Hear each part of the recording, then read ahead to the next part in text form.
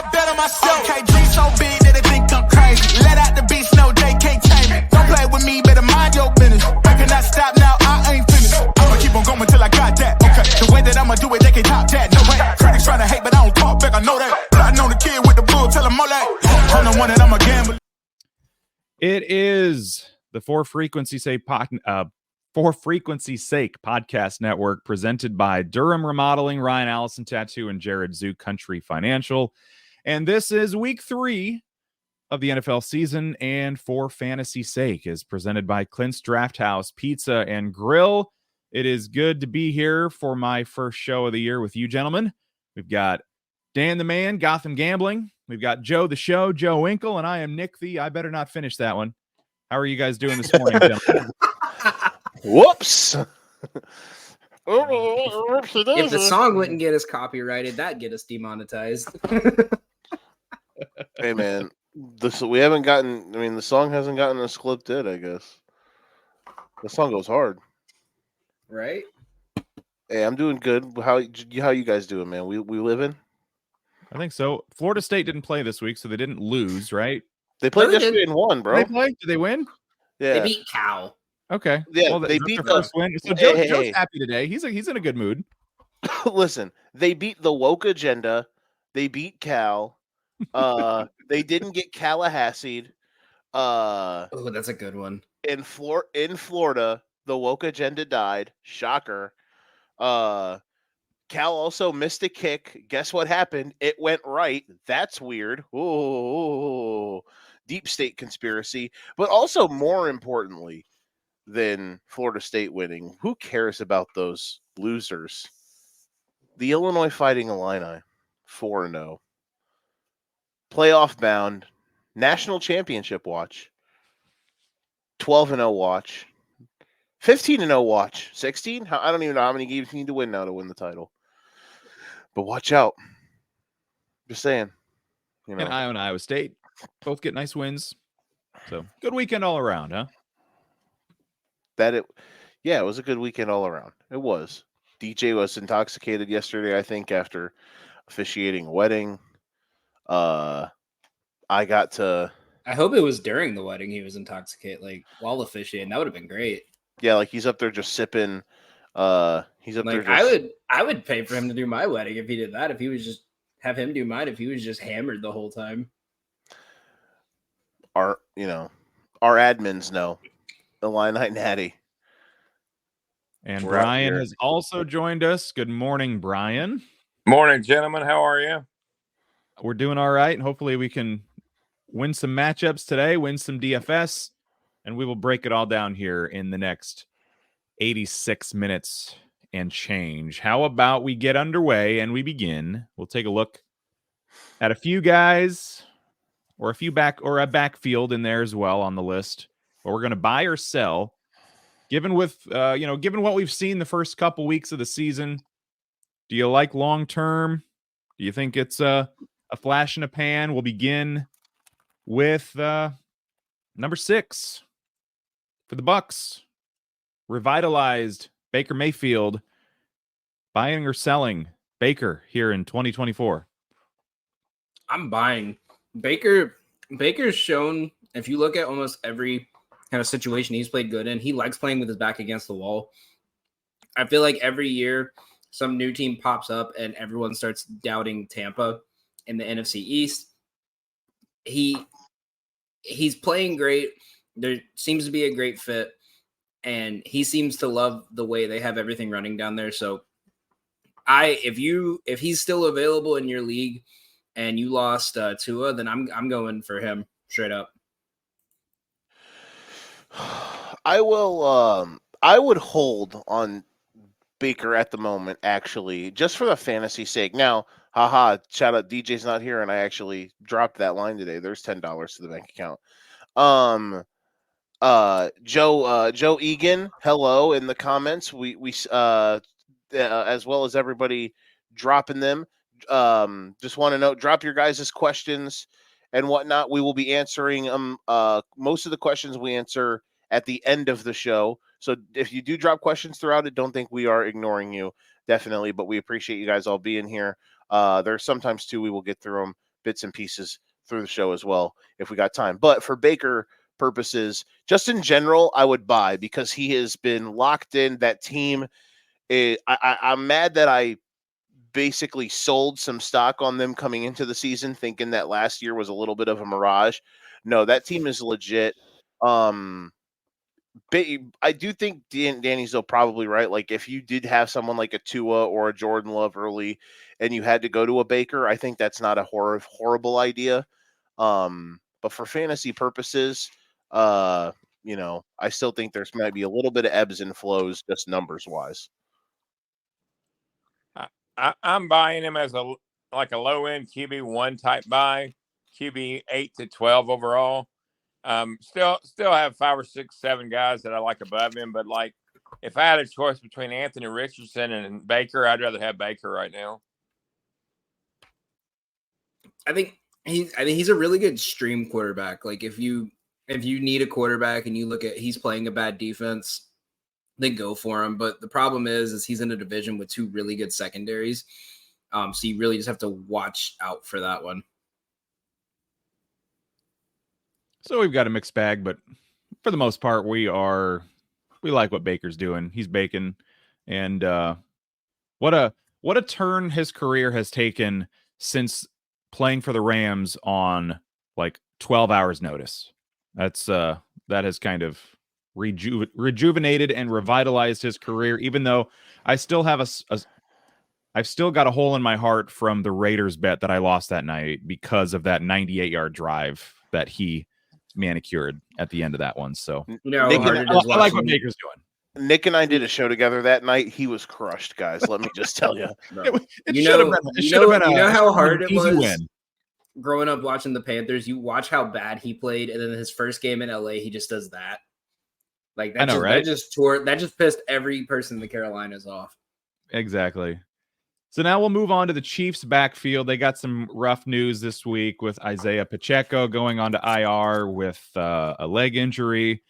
So that backfield now consists of guys like Samaje Perine, who's kind of been their third down back. Carson Steele, I believe he is a rookie. They just picked up Kareem Hunt this week. I don't know, and I don't believe he is active or anything today. I haven't dug too deep into that yet. But that Chiefs backfield, is there anything to buy? Is it all a sell? How are we feeling about the running backs in Kansas City post Pacheco till he comes back? It's a sell, I think, to me. I mean, if it wasn't for Pacheco, I don't think we would even be having as good as year Pacheco has had in the last year and a half. Like, I don't think we'd even be having this conversation if he wasn't on their team. The only bright side I see is Perine does really well as a receiving back.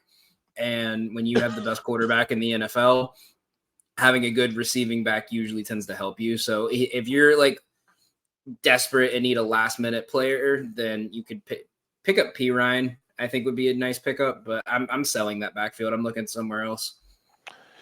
Yeah, I'm selling it as well. Just not much juice there. Their offense has been a bit weird, but I think they're gonna, still be fine, all things considered. But just not much juice in that backfield really on a down basis for me. It's a complete sell. We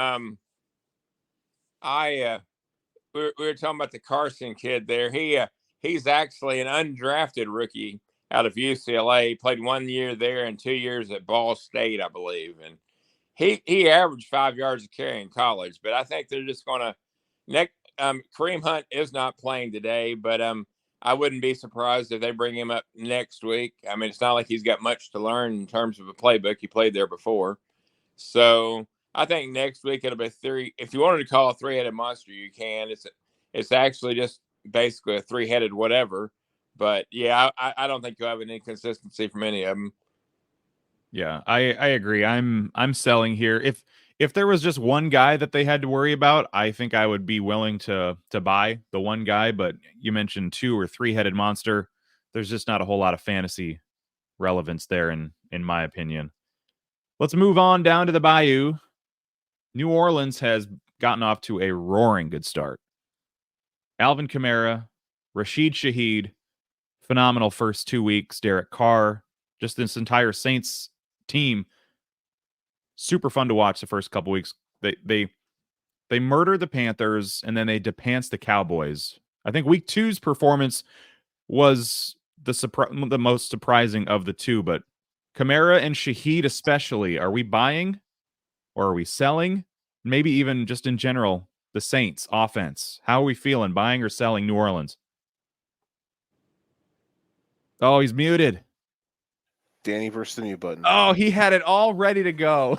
Man, damn it. I was so hyped for that. I am putting the house on Kamara and Shaheed. Blame me because I was opening a candy bar. So that Kamara has been outstanding.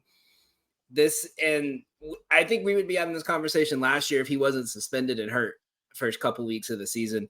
Shaheed, if you noticed it last year, Shaheed tended to be like Carr's favorite option outside of Olave. And it reminds me a little bit of, you remember like the first year Gabe Davis kind of blew onto the scene, and it was like you never saw him touch the ball unless it was a 75-yard pass downfield. Like that's what it kind of reminds me of. And they had him mic'd up the other day, or like one of the last 2 games, and he just said, just run because you're going to beat them. Especially this week, they're going against one of the worst defenses right now in the NFL. I think by week 6 or 7, we wouldn't be having this conversation. But week 3, the way this Eagles defense has just been kind of ran through, these 2 guys are going to be scary.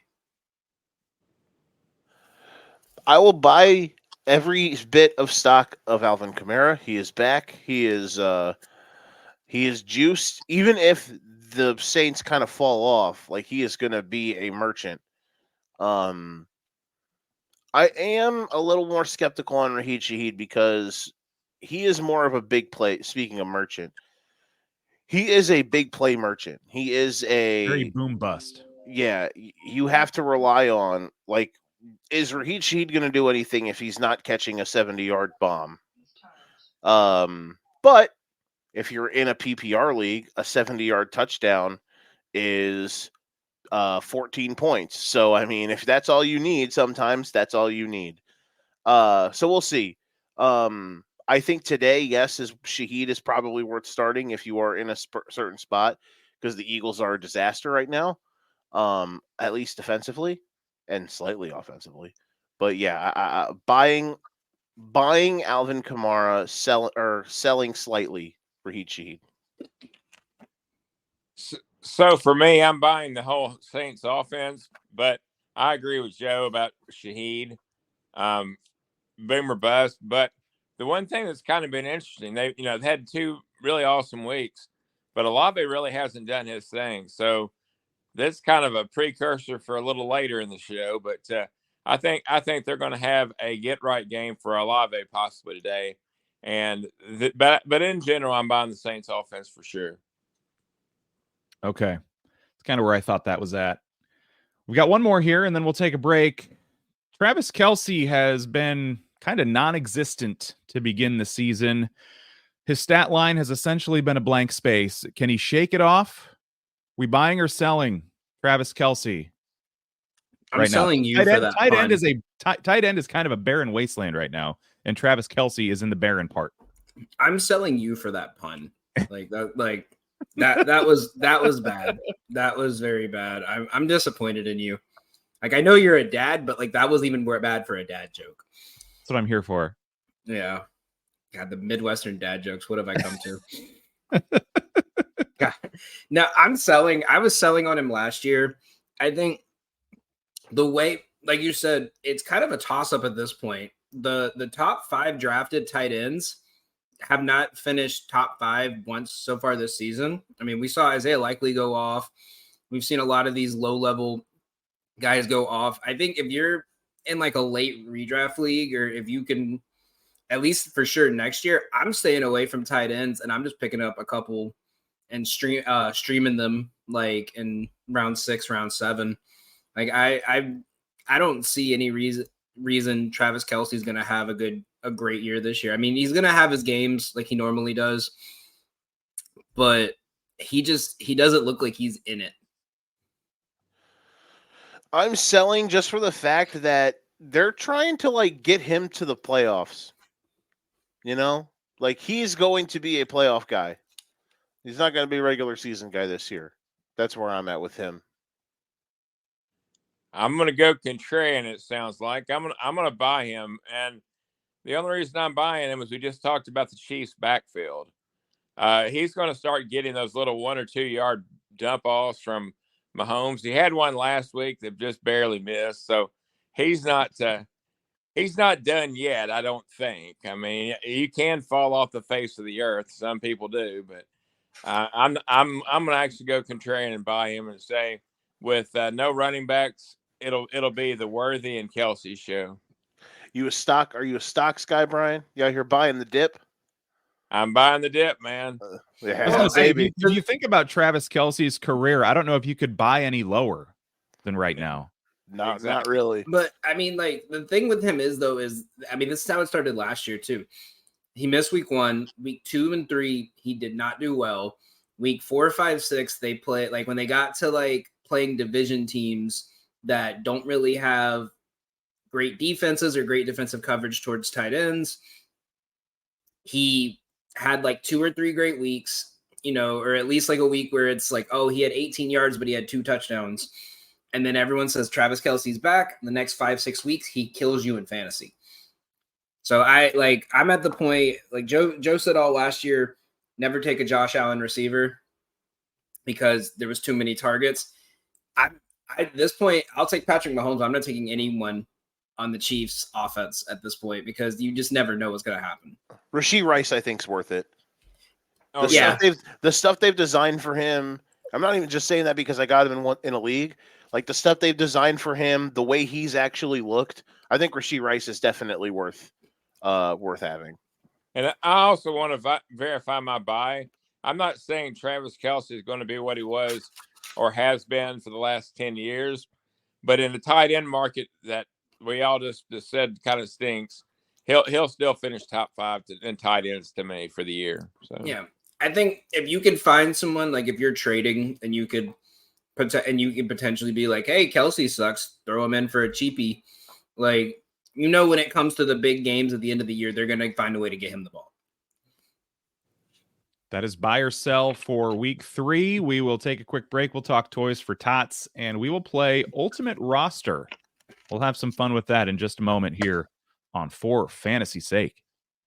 For Frequency's Sake has you covered on all things sports. From the squared circle to the hardwood and the gridiron to the speedway, we've got something for everyone. Walk down the aisle with the boys from Cards Subject to Change every Sunday as they take a deep dive into everything pro wrestling. Head on over to the hardwood with Doug Green and Watching the W each week for all the news from the WNBA. Want more insight from Pit Row? Check out the Green, White, and Checkered podcast where they give their insight on everything happening on and off the track. Need your gambling fix? We've got you there. Dan Hancock and Gotham Gambling will help you cover the spread with the Golden Ticket Show. Football more your style? Explore the waters of NFL DFS with DFS Deep Dive with Brian Craighead and Jordan Kernan each week. More into the science portion of the game? The Professor John Bush and Dennis Michelson take you into their science lab and dissect your week in the data lab. Need to know who to start last minute? The network's flagship show, For Fantasy's Sake, is here in a pinch. The fellas come to you live every football Sunday from 10 to 11:30 Central with the week's best DFS, gambling, and lineup advice. And wrap up your Sundays with Joe Winkle and Nick Brinks as they come to you live with educated ignorance, looking at all the day's action. Not enough football on Sunday? Not a problem. Kick your feet up at lunch on Monday and slip into the football lounge with Mark and Dan while they look at the week that was in news, notes, and more. For frequency's sake, you know what we mean. During the break, I saw Joe Winkle wiping his eyes. I think it was a tear because he knows that I can't make it tonight on educated ignorance. I'm gonna be a very sad boy. That is for sure. But I'm also just exhausted. I had a big day yesterday. We had the housewarming party. I drank for like 14 hours straight, but it was a great day. Yesterday was a great day. The team I cover won Friday. So yeah, it's been a really great weekend. So, but I'm just a little tired today. Sorry. Yeah, I hear you there. No invite for the housewarming party. I would have drove out. Yeah, you would have caught that red eye yesterday. You could Amtrak to Chicago and then hop off, and I think Amtrak goes through your neck of the woods, doesn't it, Joe? I don't know Somewhere if the close? train. No, a couple. Like 45 minutes south. Okay. Yeah, but then you gotta trust Amtrak to be on time there. I think the trains here in the city. There's one I take back home. It says 9 hours. The last one I took, it took 18 hours to get home. Oof. Let's say Because- trains in Illinois aren't like trains in New York, where it's just cesspool of death. Well, that's the subway, not the Amtrak. Well, That's no. fair. That's fair. the Amtrak station in New York. That's It's fair. right next to the homeless shelter. That's what they did. Oh, got it. There is the problem. There it is. Okay, so we're gonna play Ultimate Roster here in a moment, but first, let's talk the first 2 weeks of Toys for Tots. Our leagues so far in the General League, Michael Slider in the Moline division is 4-0 with 357 plus points. He leads the way there, and then in our Ladies League, it's Jen Michaels, and she's 4-0 with 428 points. And in our staff of everybody on for frequency's sake staff, the fifth overall scorer right now is Aaron Herman, and he is 4-0 with 330 points. I don't see any of our names anywhere close, boys. Listen, I was all set for a good week, and Doug slapped the snot out of me last week. He had 4 players put up 30 points in the first half last week. I've never been beaten that bad in fantasy in my life. Like, I know my team's not going to do anything, but good God, like, I can't even do the WNBA show with this man after last week's game because that was just horrible. He had 6 players get 20 or more points. Wow. Burrow, He got to Kamara, 3 o'clock and he just started benching guys because he felt bad for you. Burrow, Kamara, Godwin, Jefferson, Kittle, Metcalf, Taylor, and then his bench outscored my starters. That's how you know it's a bad week. Yeah, luckily I was away from home, so I just enjoyed my vacation and was like, let me get drunk. My Toys for Tots leagues. That's the only. Listen, I'm not like this great fantasy player, but I have like success. I'm in the 2 or 3 leagues that I've cared about the most. I'm like a playoff team. If things go well and I don't get decimated with injuries. You're Travis Kelce. You just got to get to the playoffs. But the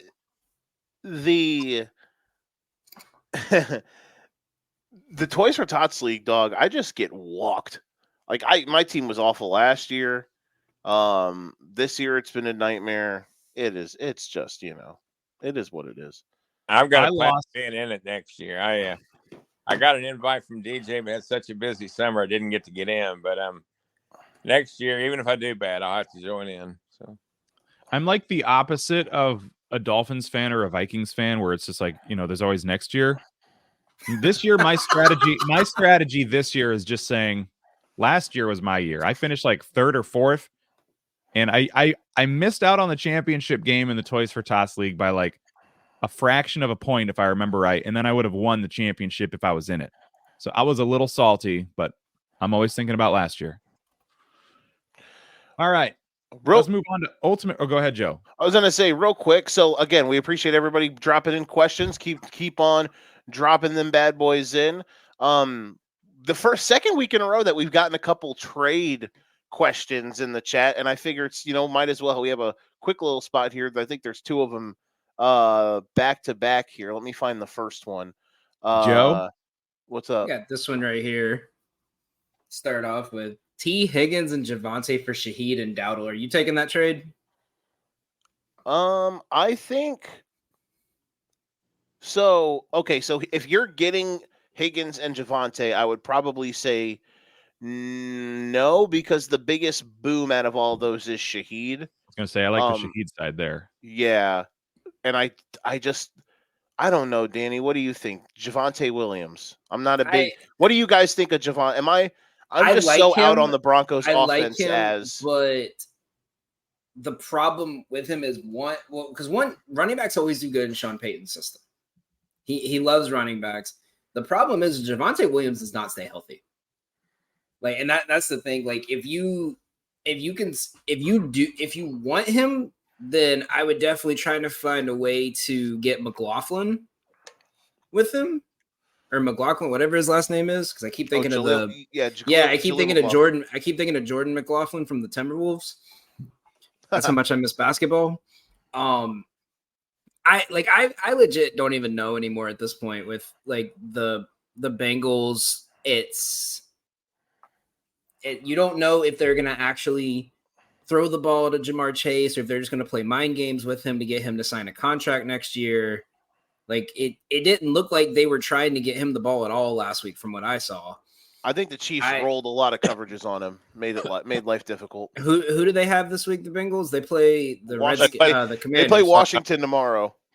So I think it's worth it if you trust T. Higgins in that offense, then I think it's worth it. But if you have if he's wanting Shaheed and Dowdle, either he thinks something's crazy is about to happen, or he's like desperate for running backs and a boom or bust player. Who was it? Shaheed and who? Dowdle. Shaheed and Dowdle for Higgins and Javonte Williams. It almost seems like he's. Go ahead. I want the Higgins side here. Ooh. Honestly speaking, I think what's been wrong with the Bengals is losing Tyler Boyd and also being without T. Higgins for the first two games. They've been able to double press against Chase and against the Commanders. If they don't get it right tomorrow night, it's not going to get right all year. But Higgins is playing, from what they say, and they're going to get it right tomorrow night. So Dowdle's starting to get more touches, but for some reason there's a love affair with Jerry Jones and his main running back there, Zeke. So yeah, I'm definitely going the Higgins Javonte side. There was one other real quick one here that someone was asking. It was Juan here. He was asking head-to-head points. My RB1 is Breece Hall. Should I trade Ford or Kenneth Walker for a wide receiver? It depends on like who you get. I mean, if you're able to get somebody, I would say in that like top, in at least somewhere probably you could snare in like the 10 to 20 range, maybe, because some of those guys will have some, boom potential. And Kenneth Walker is such a freaking roller coaster. I think I saw he's out today, by the way. Yeah. But that's my big thing. His window right now for selling high is not right now for Walker. He was out last week and is out again today. So if you got the ability to wait till he has a big game, wait, because you're not going to get your best opportunity right now. I think your best option right now, if you want to trade Walker, the problem is both of these guys have a running back they're going to be competing with, because once Chubb comes back, Ford's going to lose a lot of his carries. And when Walker comes back, it depends on how Charbonnet is doing. If Charbonnet comes out and has a great game against a running defense that's been pretty solid this year, I know you guys are Dolphins fans. You have a different opinion than me, probably. Did we watch Cook last week? I mean, their run defense is it's still mid. It's not down in the bottom half. And James Cook is James Cook. I was going to say James Cook says otherwise. I mean, they did shut out Etienne, so I'll give them that. That's true. But I think if Charbonnet has a great week this week, then I think it's worth trading Walker and then maybe seeing if you could pick up someone, because that's the whole thing with running backs is there's always like 3 or 4 running backs that no one even thinks to draft, and then they become top tier players. So I think you keep Ford because Chubb's, even though he'll be fully healthy, I think they're going to be a little careful with him. They're going to kind of split the downs a little bit over the next like 4 or 5 weeks that he's in and go from there. And I don't know. It's my personal opinion, but do y'all really think we're going to see the Chubb of old? That's a major injury to bounce back from. I don't think so, but that's why I say get rid of Walker, because Seattle tends to find themselves in these positions where they have to throw the ball a lot. At least with Cleveland, if Chubb's not doing the job, you have a guaranteed good running back and forward. I agree. I would honestly hold off on the trade altogether. We've played 2 weeks. Walker's been out. Now this will be 3. Walker's been out 2, so you're not going to get high value. I agree Walker's a better option to trade, but I would personally hold if you can for another week or so. Look at that. That's how you answer questions during the show as well. Just chip out a little trade pieces. Who needs DJ? I know, right? Also, Brian Blair, my good friend, you are satire, and I don't like it. Over by October, like second week of October at least. Slow and steady wins the race, dog. The way he's playing, I'll do under by next season. Yeah, no next shit. season, October. No kidding. We'll take a quick break, and then we'll throw in Ultimate Roster really quick before we get into our next segment of Flex, Marry, Kill. How demonic are we? We'll be back. Serving the Quad Cities area since 1973. And with over 50 years of excellence on their track record, you'll see why it's so easy to trust their experts when it comes to all of your home improvement projects. This family-owned business has you covered on all your needs. Protect your home or building from the elements today and get great roof repair services. Need new windows? No problem. Durham Remodeling can upgrade your windows and doors. Whether you want to upgrade the little details in your home or office, or want to tear a room down and start fresh, the expert contractors at Durham Remodeling have your back. Even the smallest changes can completely transform your space. Ready to start entertaining your friends for backyard barbecues? Durham Remodeling will help you plan, design, and build your deck and patio for the perfect outdoor space. Durham Remodeling's work is 100% guaranteed, so you can rest assured that you're getting the best service around. Call 309-786-6715 today for your free estimate for all your roofing, siding, flooring, windows, and painting needs. That's Durham Remodeling, 309-786-6715. Back with more fantasy talk for week 3, getting ahead of myself. It's for fantasy's sake, and today we are going to talk about one of the most electric players in the last couple decades. We're going to talk Darren Sproles, and let's see if we can get that a little bigger here. I don't know if anyone else knows how to get that a little bigger or not, but you got to zoom your computer in. Do I? Okay. Let's see if I can. Okay, well, we'll call that. I guess we'll call that good there. So what we got to do here today, it's ultimateroster.com. We're going to find teammates of Darren Sproles at any point in his 10 years with the Chargers, Saints, and Eagles, his 15-ish year career. But all career stats will count. So they could have played one game with him for the Chargers, but their 2018 stats somewhere else would also count. And we'll put a little roster together, and we'll see how well we do compared to the ultimate optimal roster. So let's start at the top. The quarterback's got to be obvious, right? Quarterback that played with Darren Sproles. Who are we taking as the most fantasy points? I'm taking Drew Brees. The quarterback's easy. It's Big D Nick, bro. Nick Foles. What are you talking about? All right. I'm kidding. So we got Breeze. We'll throw him in there. Phillip Rivers would likely also be another potential candidate there. At wide receiver, I think he played with T.O., didn't he? That's what I was thinking. Didn't he play like T.O.'s last year in Philly? I don't know, man. Terrell Owens was an Eagle for ESPN 2K5. I don't think Sproles was an Eagle, and he wasn't an Eagle till 2014. I don't think there was any overlap with T.O. Let's go tight end Antonio Gates. Yep. I like that one. Okay. Let's go wide receiver. Running back, could you do LT? Probably. There should be enough overlap there. Oh yeah, there is, because he was RB2 to LT. Okay. I'm feeling Y'all pretty would good know about this lineup so far. Y'all would know this better than I would, because I didn't do fantasy. I didn't start fantasy until like the mid 2010s. So this is like a late 2010 this is like a late 2000s, early 2010s one. Marquise Colston, Saints The fact you receiver. said Marquise. Is that his first name? Marcus. Marcus Colston. That would be a question that I don't know the answer to. I recognize the name, was- but I he don't was remember Breeze- if he was Ooh, fantasy relevant or Saints not. fan time. Let's go. Yes, He was a seventh rounder. He was their best receiver out of Hofstra.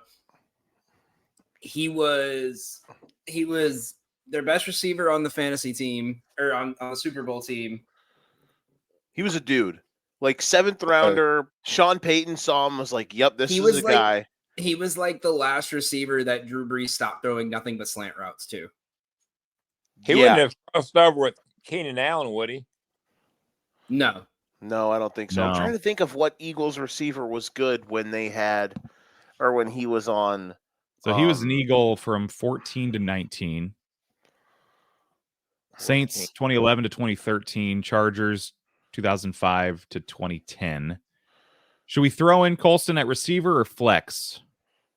I don't think Flex. it really matters if you do either or, but I think Well, Colston it and kind flex. of- Well, it could like you kinda do matters, if but- for flex? Could you do Shady McCoy? That's a good one. I was Here we thinking go. this. Should we, I was should we thinking roll that with? too. Should we roll with this as Let's our roll with Colston. as our quintet? Because I can't think of a top receiver on the. Look at that. Let's go. Let's go. We literally got the top. We got 4 of the top 5. The only I'm- one that we did not hit on the money was Colston. Who would that have been? Let's Real look. quick, real quick. Who do you guys think? Because I can't think of a receiver on the Eagles in that late stage or the Chargers that Who did- would have who did, been. What about Deshaun Jackson? Damn it! That you're right. That might be the one. Oh, Keenan Keenan McCardle. Keenan McCardle. McCardell. Keenan McCardle. Wow. I don't think any of us were going to come up with that one. Does everyone here knows who that is, right? Where- Oh I yeah, don't I recognize the Okay. name, but I would not have come up. I would not have come up with that with a gun pointed to my head. The fact that Where they don't would he even have an cross image over? for him makes it more annoying. I think McCardell played on the Chargers to end his career. Okay. Yeah, I can't imagine there was a whole lot of overlap there. I'm actually curious, and I'm going to look. We could have Because had McCardell- 1,000 guesses and never gotten McCardle. Because I never knew McCardell played for the Chargers. I know Yeah, I he was. didn't know there was any crossover. 2006, he was on the Chargers. Okay. I bet Deshaun Jackson was probably slightly better than Colston. Maybe. Yeah, the majority of his career, like he peaked in the 90s. Yeah, he was on Tampa forever. Nice. Okay. Well, hey, we did really good. I would put that. I think we did better than whatever you guys came up with week 1 or 2. Joe, who was on Tampa forever? McCardell, if I'm not mistaken. No, he was on Jacksonville. Oh, Okay. yeah, I do Yeah. think it was Jackson. 96 to 2001. Well, okay, he was on Tampa when they won the Super Bowl, right? In 02 or 03? Yeah. Okay. He went to that's- Tampa for 2 years. Okay, yeah. But You're his right. I best, forgot that he played with Brunell in Jacksonville. his best years came with Jimmy Smith at Jacksonville. All right, that'll give us Before a I few was minutes. born. That'll give us Yeah. a few minutes to flex, marry, or kill. My goodness, you guys are so barbaric here on For Fantasy's Sake, but I'm just reading the script, boys. It's the best way to live, brother. So Well, we're they gonna couldn't flex use the one. other word. We're gonna flex one. We're gonna marry one. So essentially, we'll start them as a running back or a receiver or a tight end if we want to get crazy, and then we'll stick with them every week, and then we're gonna off somebody. So our first trio is Jerome Ford, DeAndre Swift, and Najee Harris. Where do we want to start with this one? And I think Y'all know the my loser hatred of this for- one is going to get eaten by the dog that just barked. Yeah, Rome. He knows my hatred for anything involving Arthur Smith, so I'm killing Najee Harris. I guess I'll marry DeAndre Swift because he won me a lot of games last year. But I'll flex Jerome Ford. Like I said, I think when Chubb comes back, he's got a spot in the offense for at least this year. All right, and we'll do this. If anybody, whoever goes first, if anybody disagrees, we'll let them go. Otherwise, we'll just move on to the next one if everybody agrees. Oh man. It's hard for me to do this, but I'm gonna kill Jerome Ford and flex Najee Harris, and I'm good with Swift at starting. Oh my gosh. These are because I want to kill Swift. Because sorry, DeAndre, because God, he makes me want to throw sharp objects at like pigeons or something. But I don't like Ford either. I can't believe I'm going to say I'm marrying Najee Harris out of this, and I despise Najee Harris. So yeah, and I guess I'll flex Jerome Ford. Good job by DJ to make that one tough because Jesus Louises, that is slop. You really just want to kill all three, but I do want to gulag them. Yes. Now we'll You move have on to to- receiver. Michael Pittman, Jalen Waddle, Tank Dell. Who do we flex, marry, and kill? ouch. I'll say, I'll go first. Well, I'm on pretty this sure one. Michael Pittman has been dead to start this season. Can we kill somebody that's been dead? That is a great point. Nick Brinks always brings the juice. Okay. I'm actually going to marry Michael Pittman. I think there's upside there. For sure. I'm going to flex Tank Dell, even with the slow start, though the way they're using him is a bit interesting so far. And Stephon Diggs, the Texans got someone who's really good, and, he's been really good. So weird. Oh, my goodness. Crazy talk. People thought Stephon Diggs was going to turn the Texans into like the 0-16 Lions or something because he gets a little sassy. And I'm going to kill Jalen Waddle for the fact that his quarterback for at least the next month is Skylar Thompson. Like, Bubba, I'm sorry, but unless McDaniel designs like swing routes or if they use him as like a wildcat quarterback in the next, because he's going to realize Skylar Thompson sucks. I just don't know. I don't think he's going to be effective. I'm fine with all three. Coming from a Dolphins fan, if he's killing Jalen Waddle, that's fine with me. I hate to do that. I don't like Pittman, but I'm fine with the way we've got it. So it's only quarterback dependent. If Tua was still playing, even though I think Tua the first two until he got hurt was playing bad, Waddle would be fine. But with Thompson out there, I think Waddle's numbers are Waddle's gonna be the one that suffers the most. Yeah, if you can accept, so can I. So. The only thing I'll switch is I'll marry Tank and I'll flex Pittman. I think Richardson's found his favorite target in Alec Pierce, but I can't let go of Tank Dell. I just have hope like by week 5 he's going to be getting Nico Collins level targets and Stephon Diggs is going to start throwing hissy fits again. I think with Joe Mixon out, I think he's got a little bit more of an upside to get those yards, but that's kind of what I'm hoping out for. I'm delusional. I can tell you how bad it is for me. I'm actually starting Deontay over Michael Pittman today. So that's probably not a bad idea. Ugh.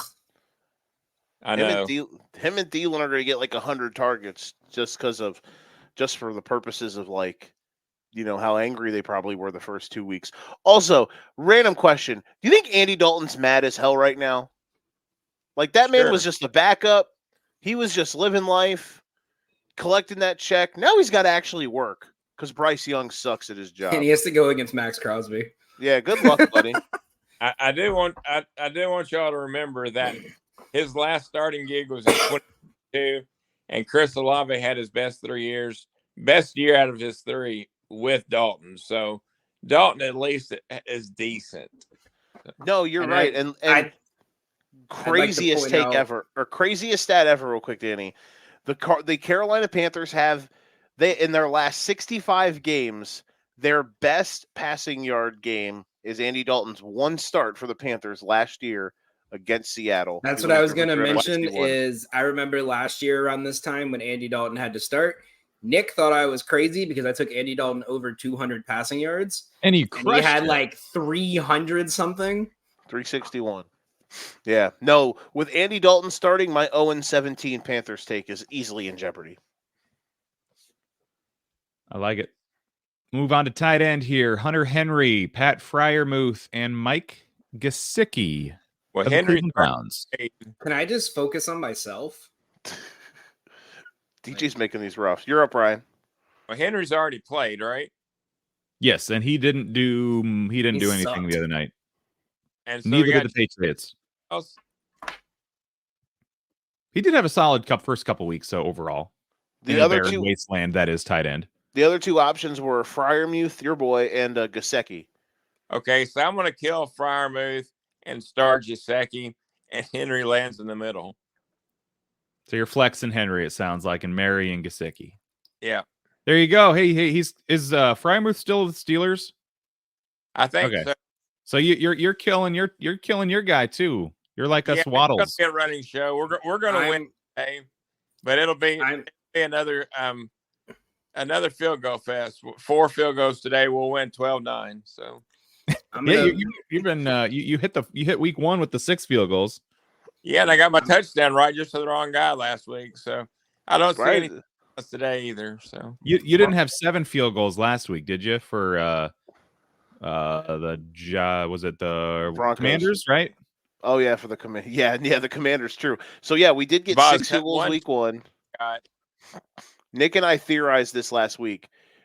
We got a 6 field goal win in week 1. We got a 7 field goal win in week 2. Who's our 8 field goal win candidate today? Is it the Chargers? It's the Panthers.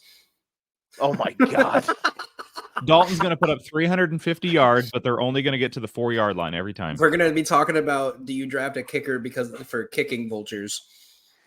No, I mean, for this one, I'm putting on a sweater, focusing on myself, and getting a cat.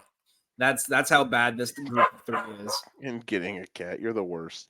And really quickly, related question from George: Gesicki, Strange, Parkinson, or Ertz? Who are you starting at tight end this week? Gesicki. Yeah, Gesicki. The Commanders' defense is bleh. So I miss my Mike Gesicki. Miami just didn't have a good place for him. I was looking him up on DFS and I couldn't find him, but I guess Strange plays for Jacksonville, right? That sounds right. Yeah, that is correct. And we move on to quarterback. I think I want to know what Joe has to say about this one. Caleb Williams, Sam Darnold, Deshaun Watson. Who are we flexing, marrying, killing, and giving illegal rubdowns to? Oh, I'm sorry. I didn't say that. He lost his soul on that table. Deshaun, I can't believe I'm saying this. Deshaun Watson, sent to hell. Him and P. Diddy are going to share a cell. Freak Offs LLC. Shout out to them. Shout out to all that baby oil. We are going to flex Sam Darnold. I cannot believe I just said those words. Jordan Rangel is doing snow angels he is just living it. And we're going to marry Caleb Williams because you've got too much invested in him already. It's a slow start, man. Things happen. Everyone calm down. Guys, calm down. It's going to be fine. Different. I'm starting Darnold. I'm flexing Williams, and I'll always kill Deshaun Watson. So. Just like he killed his career. Exactly. All right, quickly, Dan. Caleb Williams, Sam Darnold, Deshaun Watson. Make a baby oil reference. Yeah. No, not even the baby oil. Did y'all see the video that he had 2 king-size mattresses next to a basketball court? That man was on another level of freaky. Freak Off LLC, bro. That man is more freaky than Joe when he talked about Caleb Williams in the offseason. He threw for 30 touchdowns in a game, and I'll never start him in fantasy. So it's For Fantasy's Sake, Week 3 edition, and we will be back to talk some daily fantasy in just a moment. When you're working to achieve your financial goals, it helps to have some trusted guidance along the way. Jared Zook with Country Financial is here to help you identify your goals and provide more support to work through any changes life may bring. As both a financial advisor of Country Trust Bank and registered representative of Country Capital Management Company, Jared can help you plan for your financial future. As a Country Financial insurance agent, he's prepared to help you with insurance options to protect the people and the things that matter most. Jared is there to support you as you plan for the future and to help you worry less and live more. Jared is licensed to insure in Arizona, Colorado, Illinois, Iowa, Indiana, Kansas, Missouri, and Tennessee. Call Jared today at 217-698-0599 or find him on Facebook at Jared Zook Financial Representative and tell him For Frequency's Sake sent you. Daily fantasy time, Brian. Who do you have your eye on this week? I was telling Dan before the show, I've never been big into daily fantasy. I've dabbled maybe one or two matchups per year for the last few years, but this year I joined a weekly league with a couple buddies. So I need some advice. My first 2 weeks, I haven't done too hot. I've come in like 4th or 5th out of 6th both weeks. I need Brian to give me some tips for this week. Hey, as long as you're having fun, and I'll be honest with you, I'm a fairly nice guy sometimes. So if you ever have any questions, I'll give you my email or Twitter or whatever, and you can ask me direct. I don't mind at all. So perfect. Who you like this week? I don't know if do you guys still like to talk about the one thing I'm having a mental block of the week week the Cardinals or playing today. Lions. That game is just going to be a money printer, baby. Yeah, so my 2 games that I'm watching this week are the Eagles Saints and the Cardinals Lions. I think they're the games of the week to focus on like you said, on big scoring. So that's kind of where I'm at. My stacks, I got 2. I'm going with Murray, and I think the best stack with him is McBride. And my other stack for my lower cost, I said it earlier, I think Olave has a bounce back, so Olave and Carr are my stacks. I like that. The one strategy that I've kind of used the first couple weeks to take advantage of lower salary guys and starting roles, like last week with McCaffrey out, I thought Mason was almost an automatic insert. This week I'm doing the same with Charbonnet. Do you like that strategy? Are there other guys that kind of fall into that same boat? No, I like the strategy a lot, and a couple of cheaper guys. I have a hard time wrapping my arms around this guy, but the Texans' offense has been good, and I don't like Cam Akers, but I do like $4,700 at running back. So Cam Akers would be an example that somebody's going to get most of the touches. And the other guy that's really to keep an eye on, San Francisco's offense with CMC, Debo, George Kittle, it'll still function. So I like Jawan Jennings and Brandon Ayuk. Ayuk, of course, you're having to pay up for Ayuk like normal, but Jawan Jennings is sitting at 4,100, and I really like him this week. So I couple rookies. Opportunity is the biggest part of fantasy because they set the prices like last Sunday and they don't adjust them throughout the week. So you're getting prices, like especially like on Mason. Last week he's now gone up to 6,200, but I still like him in my lineups. He's still not getting priced right, but some of them get really priced under where they should be. So, well, I would say with Akers, the one thing you got to be careful of is with Minnesota having such a solid kind of upfront 7, and them having such a good passing game. I think they're going to pass the ball a lot. The Betalytics that I use for pretty much all my fantasy and all my my football bets has Akers not even hitting 50 yards today and not even getting 15 touches. So I think if you're looking for someone maybe to like touchdown vulture, I think that could probably be the case because we saw it before. They like giving the ball to the running back inside the 5.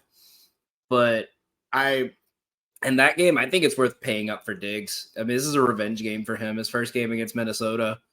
I think if they don't focus on him, Nico and Tank Dell are going to go off. So I'm really looking at him in that game.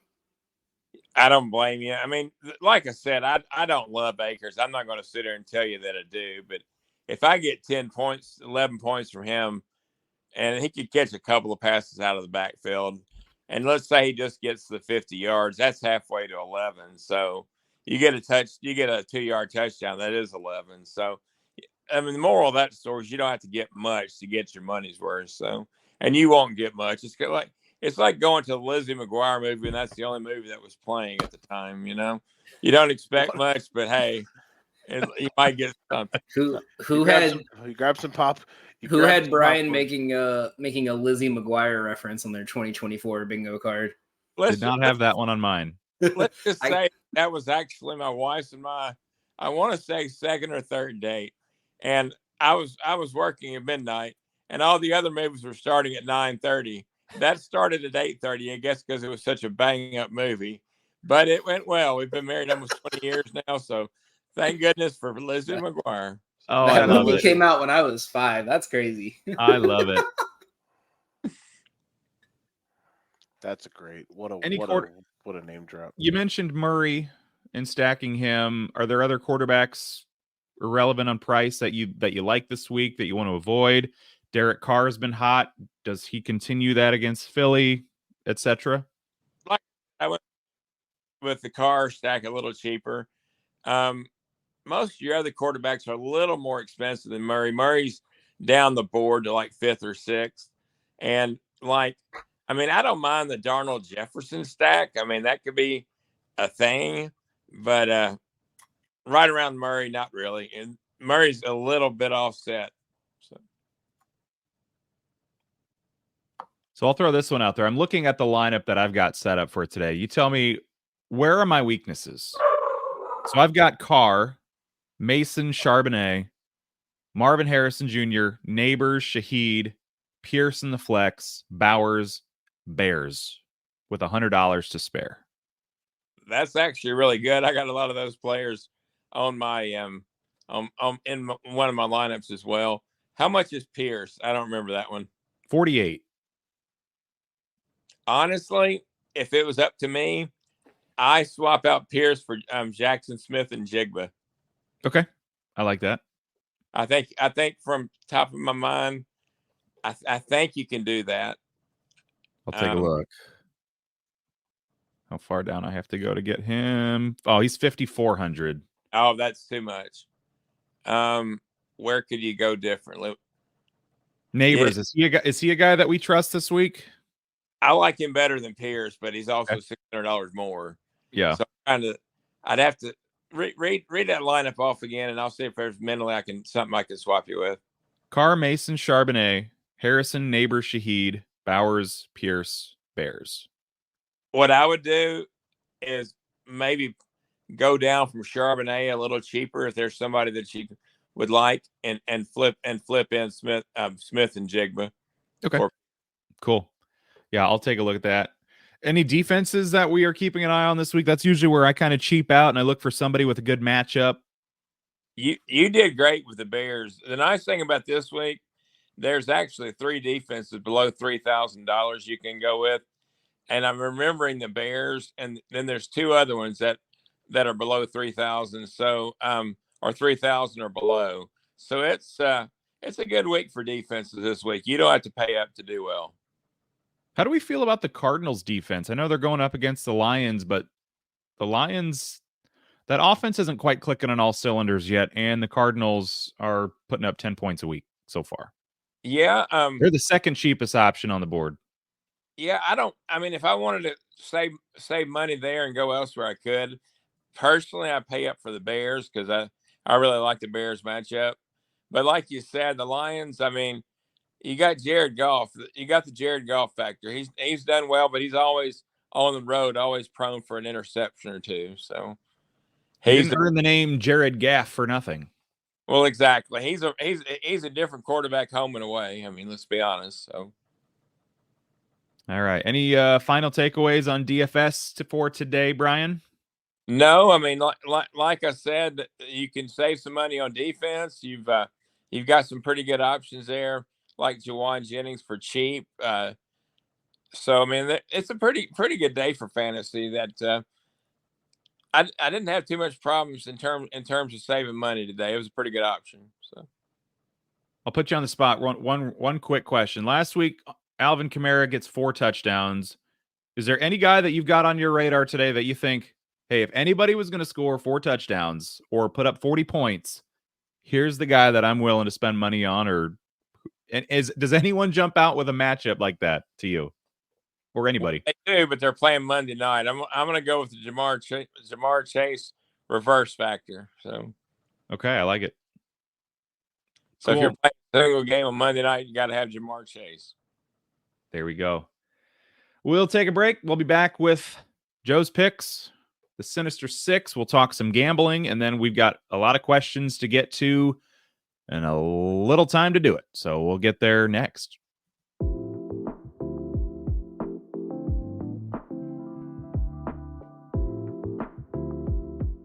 My name's Ryan Allison. I've spent over a decade immersed in the art of tattooing. Sharply honing my skills has materialized into a diverse and prestigious body of work. Each tattoo reflects my relentless pursuit of excellence, and every client I work with is a living embodiment of that unwavering commitment. I will gladly and wholeheartedly embrace your distinct vision.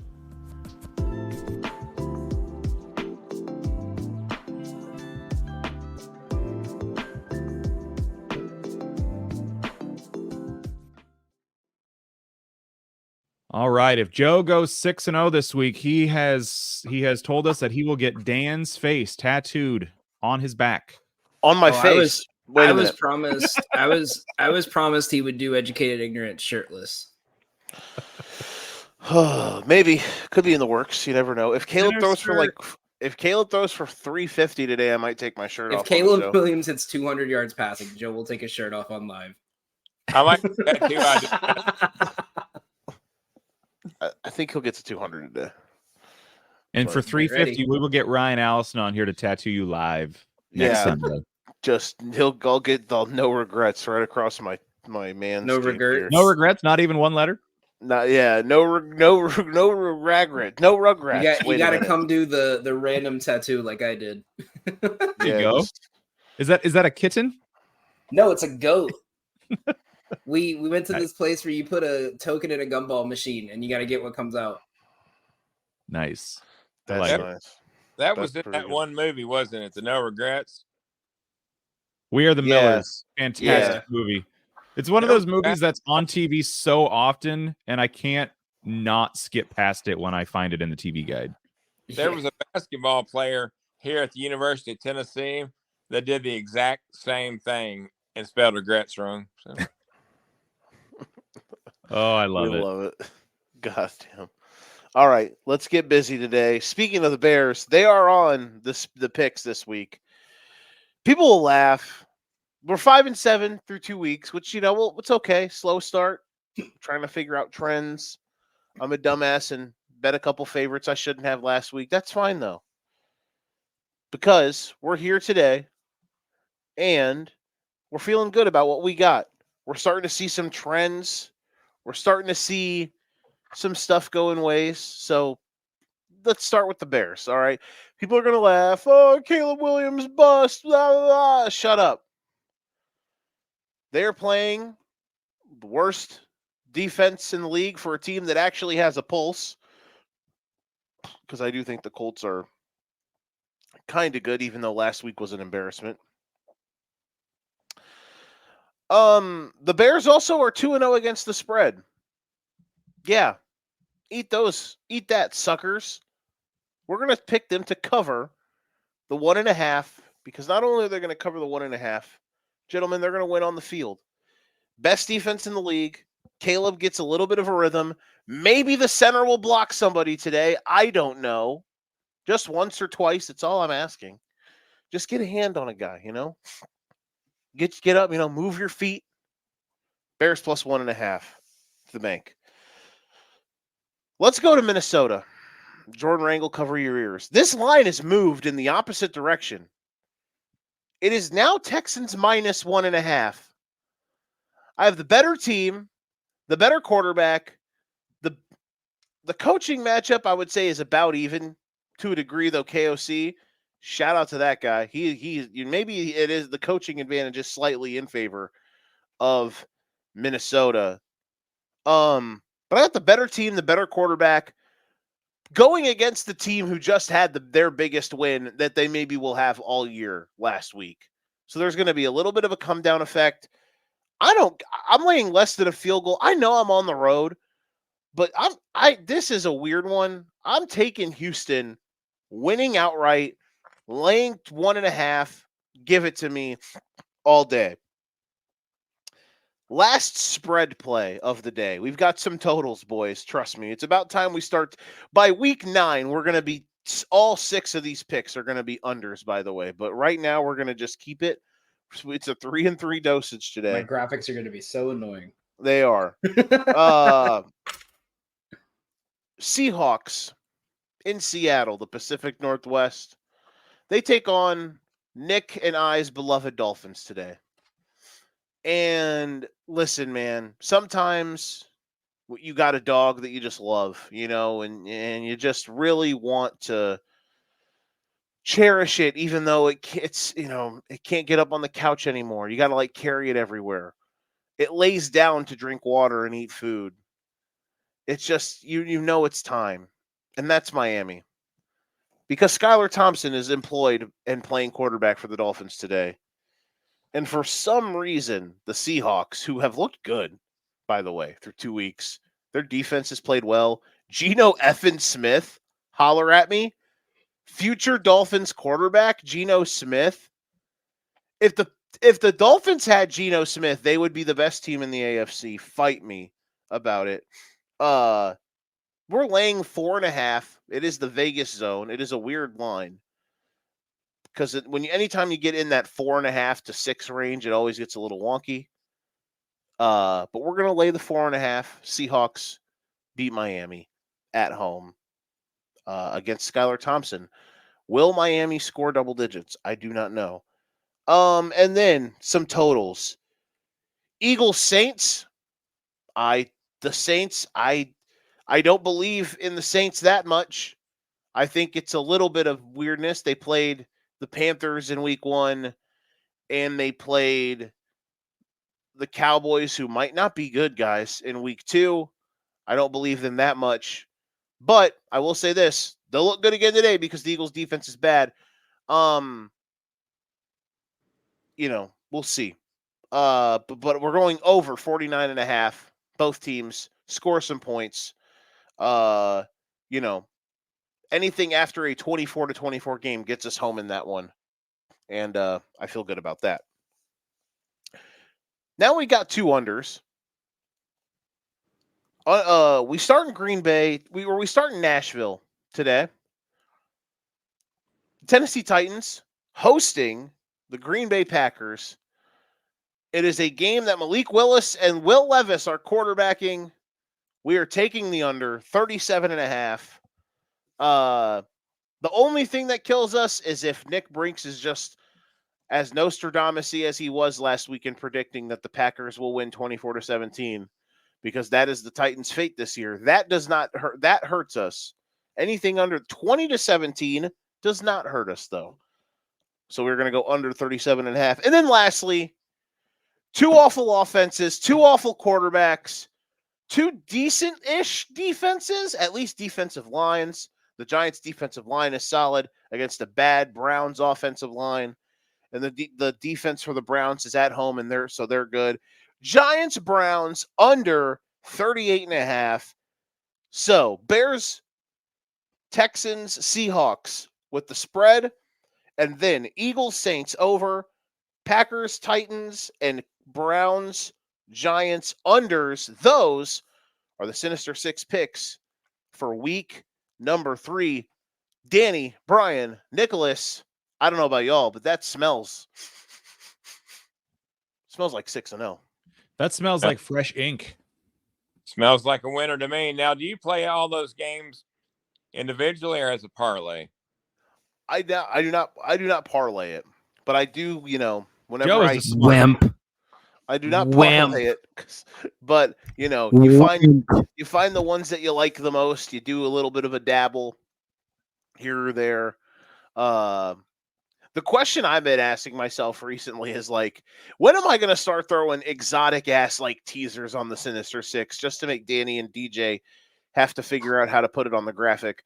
Because there have been some early in this season where I'm that's DJ. That's not me. I'm not doing that. I'm starting to kind of get I'm starting to get a little frisky and thinking, if I teased, like, these could be something. I haven't dabbled in that much, but You told me I couldn't parlay, so you cannot tease. I know that's true. You That's told me true. I couldn't hit a parlay, so I can't tease. I know. So Maybe Gotham gambling. What are you liking this week? So Dan? I got 2 favorite plays today and an anytime touchdown parlay. We're going to be trying to hit one of these every single time. I found all of these plays thanks to my amazing sponsor, Betalytics. If you guys want to try it out, you can get 25% off your first purchase using code Gotham. It's an AI-driven program that shows you every single projection, every single prop. It shows you what to bet, when to bet, and how to bet it.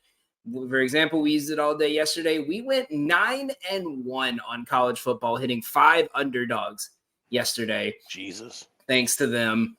And we parlayed all of them because we're not weak, Joseph. But you still And- lost. No, we parlayed the underdogs.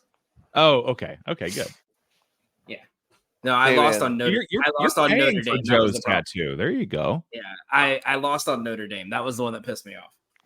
But Hey, these are some hella. Hey, look, he nails. These are a couple good ass nails too. Rutgers on the road, Arkansas on the road, money lines.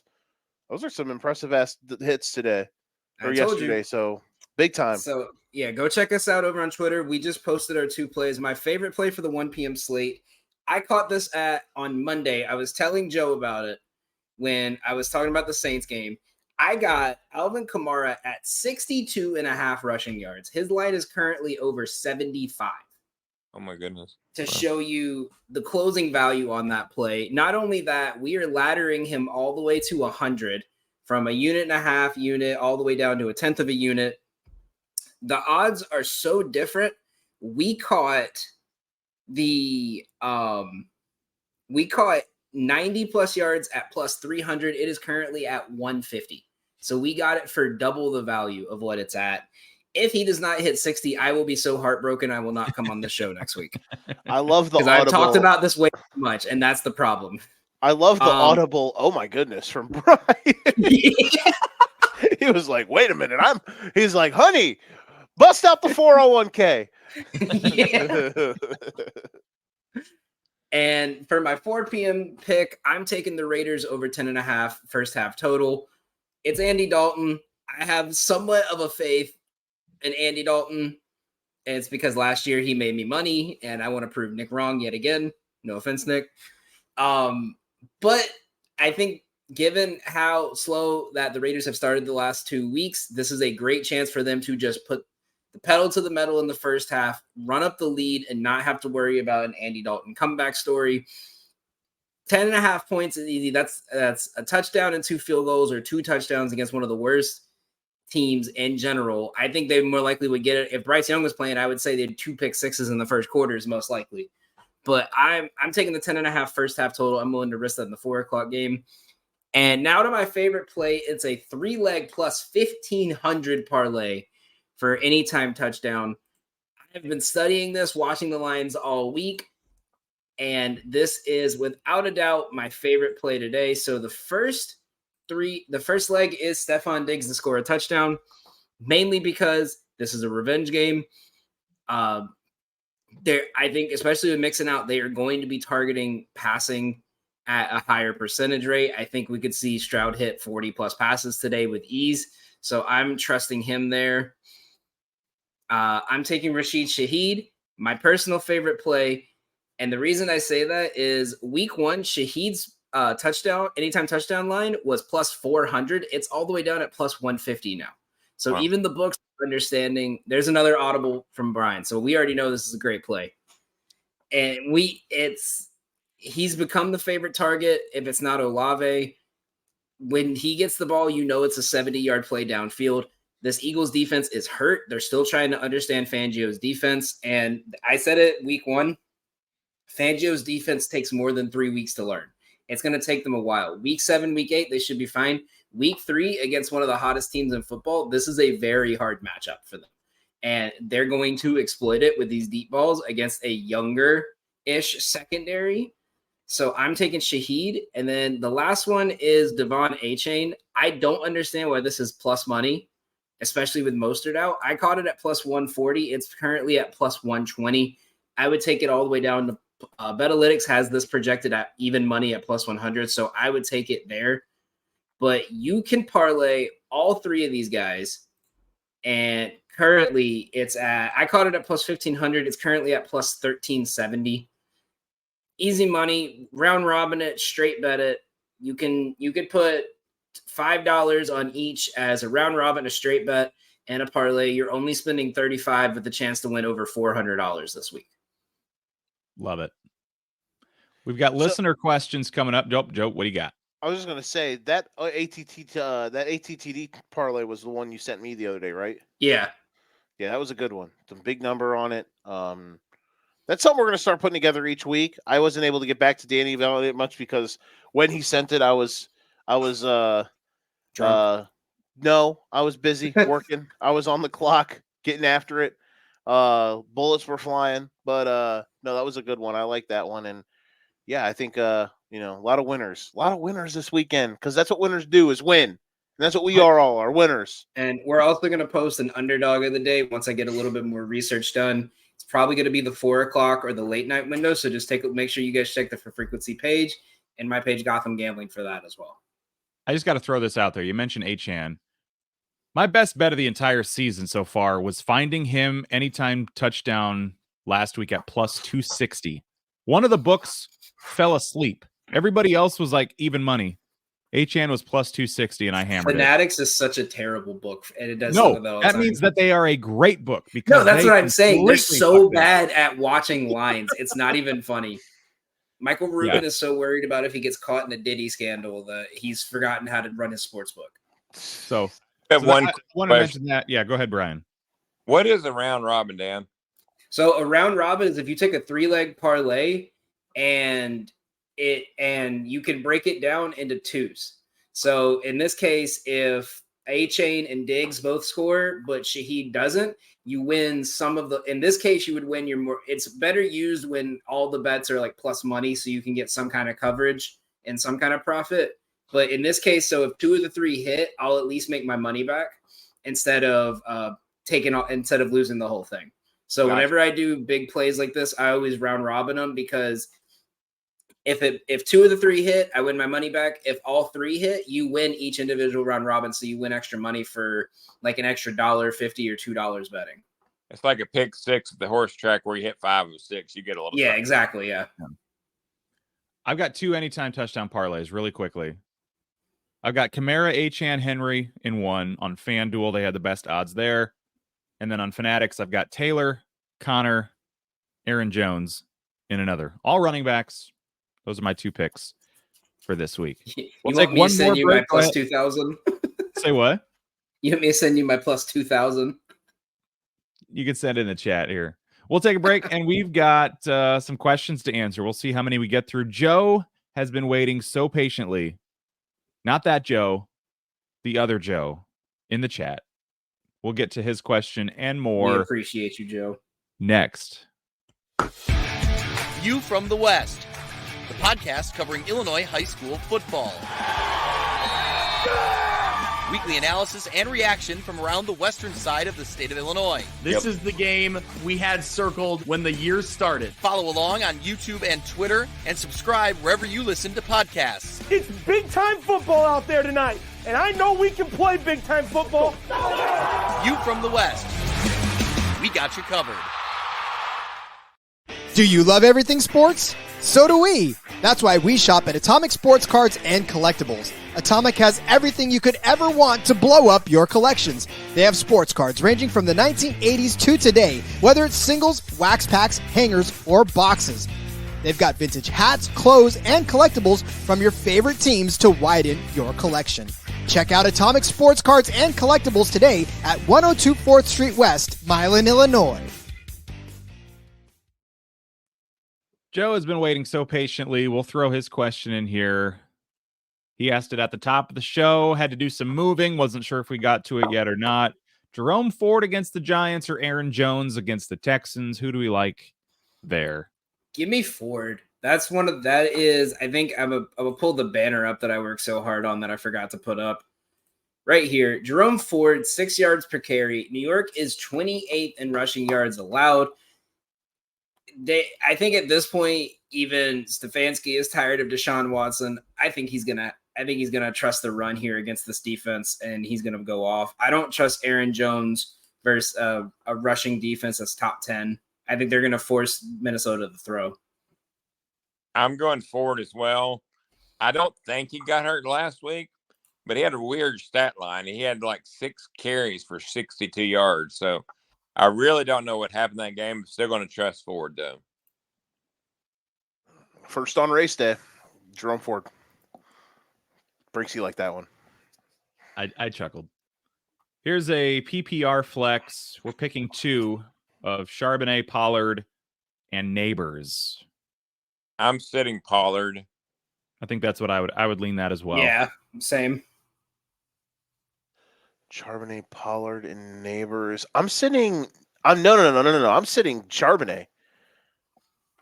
Pollard's gonna fucking get his Zeke on today. Didn't y'all just clown me for saying that the Dolphins' run defense was good, and you're not even going to start Charbonnet?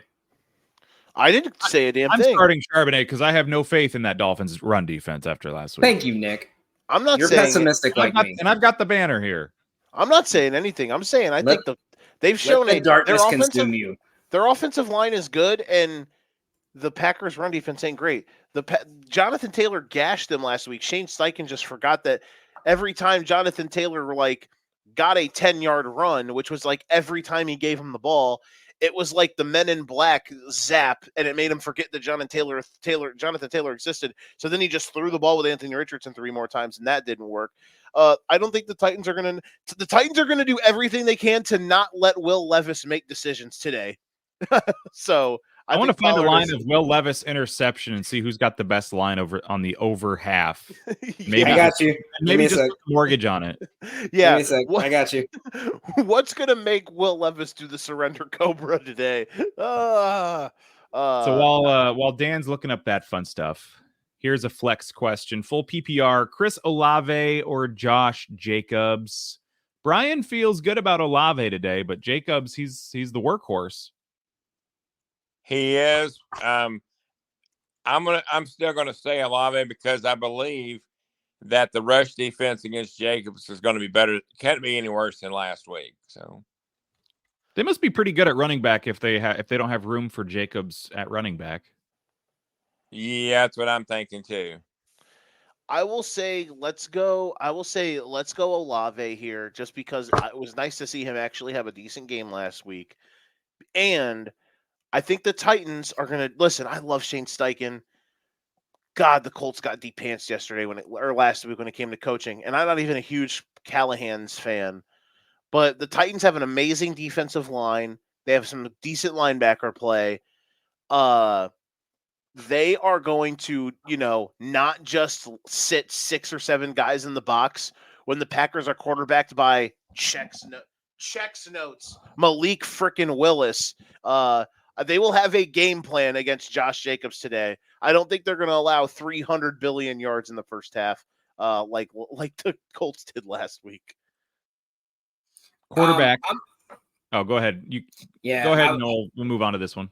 Yeah, I'm taking Olave. I got the lineup whenever you're ready. For Levis? For Levis, yeah. What's the Levis interception line? Best line, Caesars 105 minus 105. Even money for him to throw an interception, basically? Yeah, crazy. But a fun fact with Levis, what are some of the worst odds? Other books, do you know? Minus 120 is the worst one right now. Do they just think he's not going to throw it at all? If that ball's in the air, it's getting intercepted. Here's what's interesting. I'll pull it up on Betalytics. They actually are showing Will Levis here. One of the best graded plays of the day is Will Levis to throw 2 touchdowns. The books have it at almost 3-1 odds. They think it needs to be double your money. So their projections and their AI are saying that this play needs to drop. And they actually are saying it's more probable that he's not going to throw an interception this week than he is. Wow. The line's actually priced. That might scare me away then.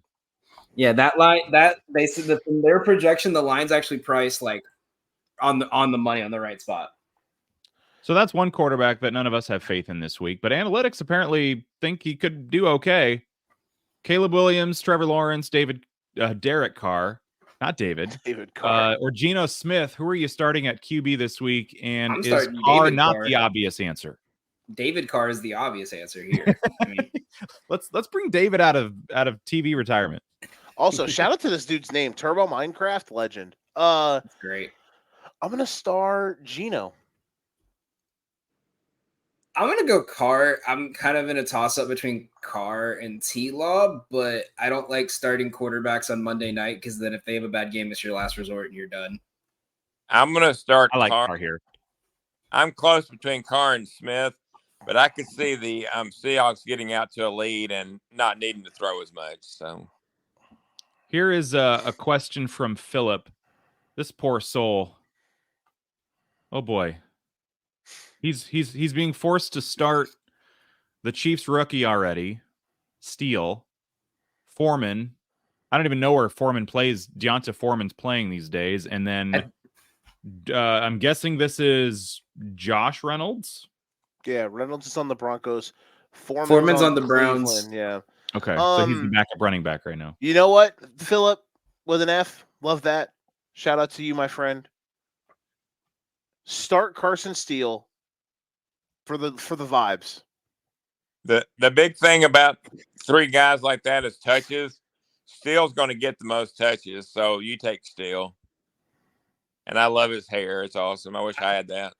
And then when you win your matchup this week, you change your team name to Balls of Steel because you made that decision. Yeah, let's go. Just wanted to point out, it's crazy. Nick has a buzz cut, and he has the most hair out of all of us right now. Hey, man, we're Jackson Smith in Jigba or Najee in half PPR. You already know my answer. Anything involving Arthur Smith is a no. I'm going JSN. I'm a Steelers fan, but I'm still going JSN. So I like that. Here's a team decimated with injuries. Need help in the flex spot.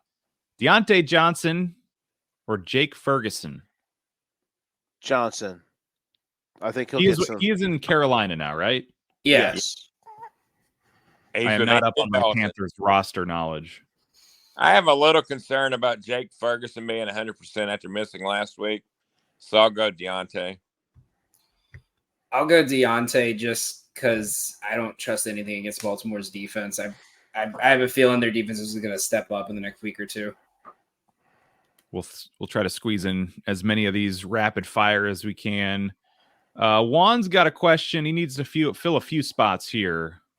Both receivers, second running back, and a flex. He's got DJ Moore, Alec Pierce, Calvin Ridley, Tank Dell, Jerry Jeudy, with Kyron Williams, Jerome Ford, and Josh Jacobs. Oh my! Give me Pierce, Jeudy, Ford, and Jacobs. No faith in Kyron this week. Not against 49ers defense. Wide receiver 1 and 2, RB2 and flex. Juan wants us to set his whole lineup. Oh, Jesus. DJ and Pierce, I wouldn't do that. DJ and Ridley. And then go. Your RB2 should be Kyron? Especially since you already got. No, Josh Jacobs. Play Josh. No, Kyron. Do Kyron. Just let it ride with Kyron. What's the worst that can happen? Someone has to get yards on the Rams today. I'll just go with the guys. I'll be honest, it's too hard for me to shuttle through. So loud noises. Drake London had a nice week last week. Caught the game winner. Experts say start London, but do we go Amari Cooper instead? It looks like it's essentially a Cooper London question. I'm gonna go Cooper. I think he's at least getting 4 catches today, so you're gonna add the points there. He also doesn't want to be too heavy on the Falcons. I'll be honest with you. Just like I'm sitting Deshaun Watson, I'm sitting Amari Cooper until he gets an opportunity to get his massage. So someone needs to running back help here. Kyron, Derrick Henry, James Cook. I'm assuming you got to pick 2 because if you can only start 1 out of these 3 guys, your roster is stacked. Yeah. So we'll assume pick 3, but let's rank them 1 to 3, I suppose. Just in Give case. me James Cook guaranteed start. we saw A-Chain kind of go off against Jacksonville's D.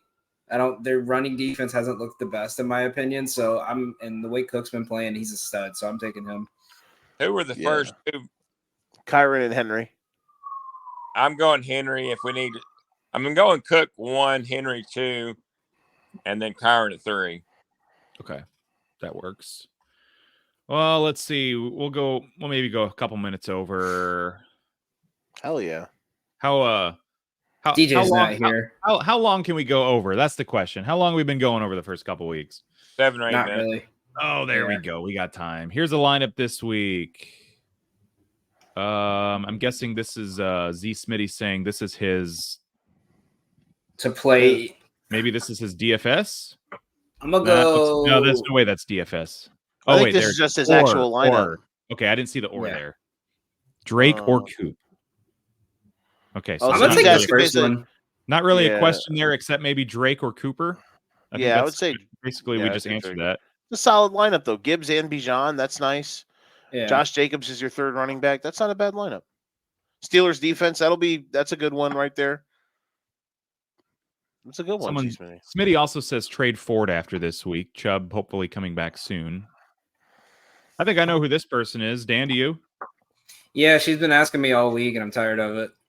I told her to ask you guys. This is for Joe and I guess. How do you think the Dolphins are going to do this season now that Tua is going to be out for a while, and I have no faith? Ass. Nick's been drinking. Are Waddle and Hill going to get more rushing yards, receiving yards, or less? You know what? They might need to run them more. They might need to. Just the screen pass and let Tyreek go. Oh, I want to have faith that Thompson almost beat the Bills in that playoff game a couple years ago, but that was more because Josh Allen continued to self-destruct more than anything Skylar Thompson did. That weird formation where it's the center, one offensive lineman, and you just put 5 people behind Tyreek on the right side and let him go. Just keep the faith, Bills fans. One year, the Cowboys and Bills will make the Super Bowl, and somebody will have to win. So, and me and Joe will grow hair. Exactly. Yeah, anybody who wants to use that Skylar Thompson game against the Bills in the playoffs as like a reference that it might be good. Go look at the drives that the Dolphins scored on, where those drives started from that game. Yeah, go look at where the drives the Dolphins scored on, where they started, and then tell me if you think Skylar Thompson's good. We're gonna pick 2 here: DJ Moore, Zay Flowers, Jackson Smith and Jigba, and I'm drawing a blank on Jamison Williams. Jamison Williams and DJ Moore. Give me the double J's. Give me Jamison Williams and Jigba. Okay. Schultz or Ferguson at tight end? I'm going to go with Ferguson in this case. He could play a half and still beat Schultz. So I'm gonna just go. I'm not even going to answer. I can't. That just makes me want to throw up looking at it because I also drafted Ferguson. So I'm in your boat. Yeah, that's fair. We're going to pick a couple here: Amari Cooper, Brian Thomas Jr., Alec Pierce, Deontay Johnson, and Zamir White. I'm going Thomas Jr. and Deontay. Same. Demarcus Robinson, Deontay, or Shakir? Robinson and Deontay. I would say Deontay Oh no, god damn it. Shakir. I would if it's between Shakir and Deontay Johnson, I want proof of concept before I bench Shakir. Okay. Question from Jesus on the Sabbath. On the 7th day, Lord said, watch for fantasy's sake. And he says, how we doing? We're doing well. Full PPR. And Jesus says, we got to start one running back and a flex. We're looking at Rashad White, Najee Harris, Ford, London, Neighbors, Jameson Williams, Brian Thomas. Oh, give me Neighbors or J-Mo is a tough. Yeah, give me White and J-Mo. I think they're gonna get him the ball really close to the end zone because he hasn't scored yet. They're gonna make sure he gets a touchdown today. And I think Neighbors over JMO slightly, probably because his target numbers are just insane through 2 weeks. And then Rashad White, which is unfortunate, but give it to him. And our final question for today. Pick 2. Amari Cooper, Brian Thomas Jr., Deontay Johnson, Zamir White, and Alec Pierce. Is that the same question? I think it was. He just asked it again. Yeah, it was. Yep. Yeah. Sorry. There we go. So yeah. Now we got to give him 2 different answers to fuck with him. No, yeah, BTJ and Deontay out of that group. Same here. Can we talk about real quick this trade this guy put in here that he took in his roster? Look at that. Who are you playing with that you got that? He said traded J.K. Dobbins and Jordan Mason for Jamar Chase. He got Amon-Ra, Chase, Ayuk, Zay Flowers. I was going to say, why would you trade Dobbins and Mason when Dobbins is on fire and Mason, there's no guarantee Jacobs, that Kyron, Charbonnet out. Like, who are you trading? He's got that. Playing with? That's not a bad a 4-man league. Yeah, that's an all right trade because people are going to say. I mean, eventually Gus Edwards has to become a bigger part of that backfield too, right? Dobbins is kind of a hot hand right now. No, Gus Edwards. Gus Edwards wasn't going to do anything until Dobbins got hurt last year. Okay. I'm so mad at myself. Exactly. It's a health thing. I'm so mad at myself because in all my leagues, I wanted to prioritize getting both Chargers running backs, and I kept taking Gus Edwards first and then getting sniped for J.K. Dobbins. And I'm a fucking moron because I should have thought of the other way around. Well, but I'm an idiot. It wouldn't shock me if the same thing happens in Los Angeles that happened in Cleveland, and then neither one of them was worth anything last year. So, I mean, Baltimore. Can we have that be Joe's new intro when he just says I'm a fucking moron, and then it cuts right to the educated ignorance theme? Yeah, I'm an idiot. Got it. So this guy, the guy he traded, needed an upgrade on Gus Edwards, and he's going for ceiling. So I can appreciate getting rid of Mason right now because eventually that backfield shouldn't be his anymore, assuming McCaffrey plays this year. Like, we don't think it's that serious, but we didn't, we thought we would start week 1. I think it could be serious. Achilles, calf tightness and an Achilles strain. So the only thing that worries me there is I would have stashed Mason because his numbers are going to be juicy. Because I don't know how many games Christian McCaffrey is going to play this year, but that is what it is. All right, Brian, tell everybody good luck in their games today. Good luck, everybody. May all your close finishes be winning ones, and may you win all your bets. Exactly, and DFS. May it all be. Stay tuned for Joe's live tattooing tonight. Exactly, 6-0. Caleb's going to throw for 350 and 3 tuds. And rush for a tud, and I'm gonna rip my shirt off on the air tonight. And if your games get bad, go find that Lizzie McGuire movie. So let's go. Vibes. We are ready. We are ready for week 3 of the NFL season. You've been watching For Fantasy's Sake, presented by Clint's Draft House Pizza and Grill. Have a good Sunday, everybody.